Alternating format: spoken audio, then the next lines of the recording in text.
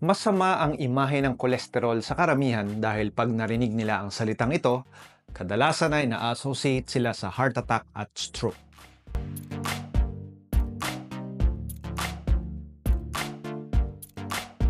While tama rin naman, hindi lahat ng kolesterol ay masama. Ang kolesterol ay isang waxy fat-like substance na taglay ng lahat ng uri ng cell sa katawan. Napakarami nitong mga functions. Ito ay isang major component ng cell membrane, ang bumabalot sa lahat ng mga cells. Tumutulong ito na mapanatili ang integrity ng cell membrane at ang proper communication sa pagitan ng mga cells at ng mga substances sa labas nito. Ang kolesterol ay nagsisilbi ding ingredient o sangkap para sa paggawa ng mga mahalagang hormone sa katawan, gaya ng cortisol na nagre-regulate ng immune response, aldosterone na tumutulong mag-maintain ng blood pressure, at mga sex hormones gaya ng estrogen, progesterone at testosterone. Ang vitamin D na mahalaga sa bone health natin ay gawa din mula sa kolesterol. Yung panunaw natin ng mga taba sa pagkain na tinatawag na bile ay ginagawa ng ating atay mula sa kolesterol. And finally, mahalagang component ng ating nervous system ang kolesterol. Ang myelin sheath na siyang bumabalot sa mga nerve cells ay gawa sa kolesterol.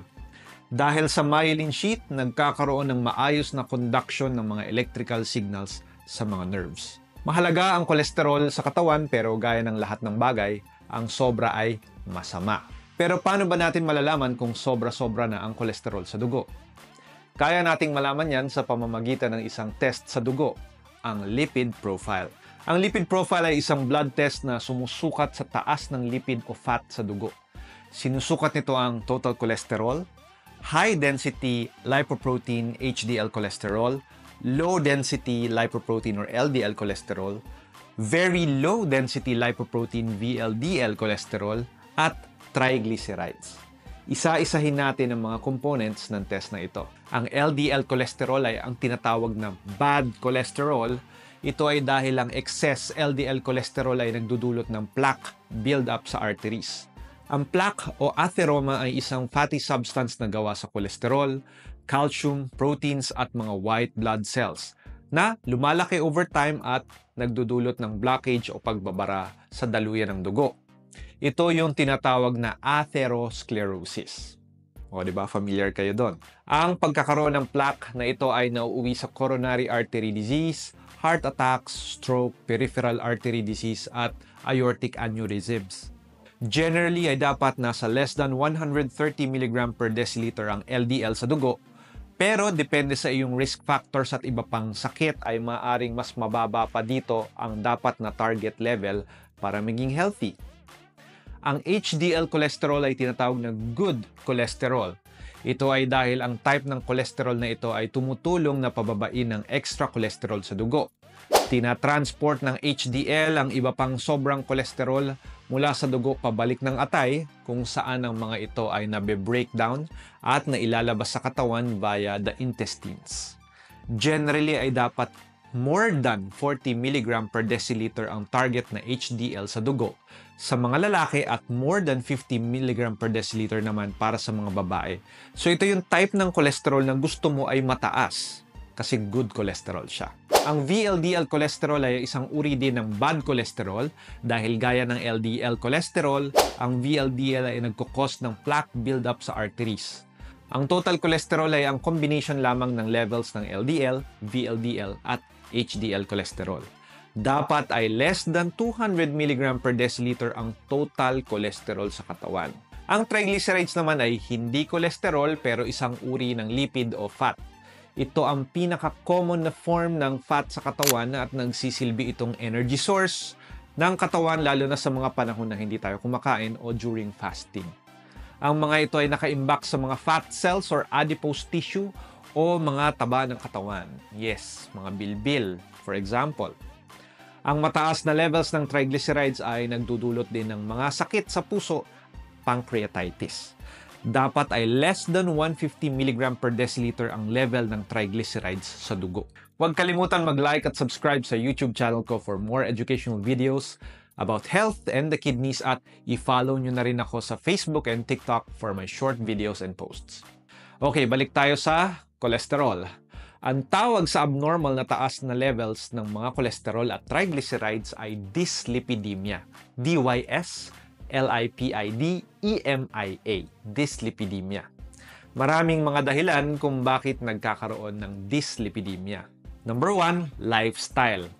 Ang diet na mayaman sa saturated fats, trans fat at kolesterol, gaya ng mga fast food, junk food at fried food ay nakakapagpataas ng kolesterol.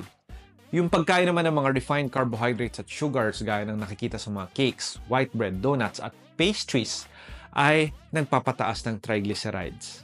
Ang pag-inom ng alak ay nagpapataas ng triglycerides at VLDL samantalang ang kakulangan sa exercise at paninigarilyo ay nagpapababa ng HDL cholesterol. Kaya nga madalas makita sa mga pasyente ang mataas ang cholesterol levels after ng Noche Buena at ng Medianoche. Genetic factors. May mga sakit gaya ng familial hypercholesterolemia at familial combined hyperlipidemia na namamana ang taas ng mga kolesterol. Number 3, medical conditions. Ang pagkakaroon ng obesity at diabetes ay nagdudulot ng mataas na kolesterol. Naaapektuhan din ang lipid metabolism kapag ikaw ay may chronic kidney disease o CKD at fatty liver disease. Ang tawag ko dito ay magkakabarkadang sakit. Kasi kung ikaw ay may diabetes o kidney disease o hypertension ay hindi na nakakagulat kung ikaw rin ay may abnormal cholesterol levels. Mga gamot. May mga piling gamot gaya ng mga steroids, beta blockers, diuretics, oral contraceptives at mga antipsychotics na nagdudulot ng pagtaas ng lipid levels. Gaya ng sinabi ko kanina, ang dyslipidemia ay isa sa mga nangungunang dahilan ng pagkakaroon ng heart attack, stroke, at iba pang cardiovascular disease. Kaya mahalaga na malaman ang levels ng kolesterol at triglycerides lalo na sa mga taong high risk magkaroon ng sakit sa puso. Maaaring mangailangan kang magpa-lipid profile kung ikaw ay 45 years old pataas, may dati ka ng mataas na cholesterol test, naninigarilyo, obese o labis ang timbang, kulang sa exercise o namumuhay ng sedentary, ibig sabihin yun, lagi ka lang nakaupo or nakahilata, may high blood pressure, may diabetes, o may magulang o kapatid na nagkaroon ng sakit sa puso sa batang edad pa lamang. Dapat ay at least every year ay nagpapakuha ka ng test na ito na maaaring maging mas madalas pa kung may abnormal results at kung nagagamot para bumaba ang cholesterol. Bago gawin ang test na ito, traditionally dapat ay nagfa-fast o hindi kumain o uminom ng kahit ano except water for at least 10 hours. Pero may mga lumalabas ng mga pag-aaral na hindi actually kailangan mag-fast bago kunin ang lipid profile dahil maliit lang ang epekto ng pagkain at mas maganda daw ito upang ma-predict ang cardiovascular risk ng isang tao. Siyempre kung magpapatest ka din ng fasting blood sugar o FBS na karaniwang sinasabay sa lipid profile, edi dapat ay mag-fasting ka bago magpatest. Magkano ba ang test na ito? Nasa around 500 to 800 pesos ang test na ito, depende sa center o hospital na pagpapagawa ng test. Hindi na rin masama kasi hindi naman ito yung test na kailangan mong gawin buwan-buwan or every 2 months or so. Remember, higit na mas mahal magpagamot sa heart attack o stroke.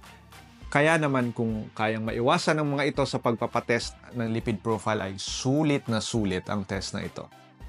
Abangan sa susunod na video ang mga pamamaraan upang mapababa o makaiwas sa pagtaas ng kolesterol at lipids. Kita-kits!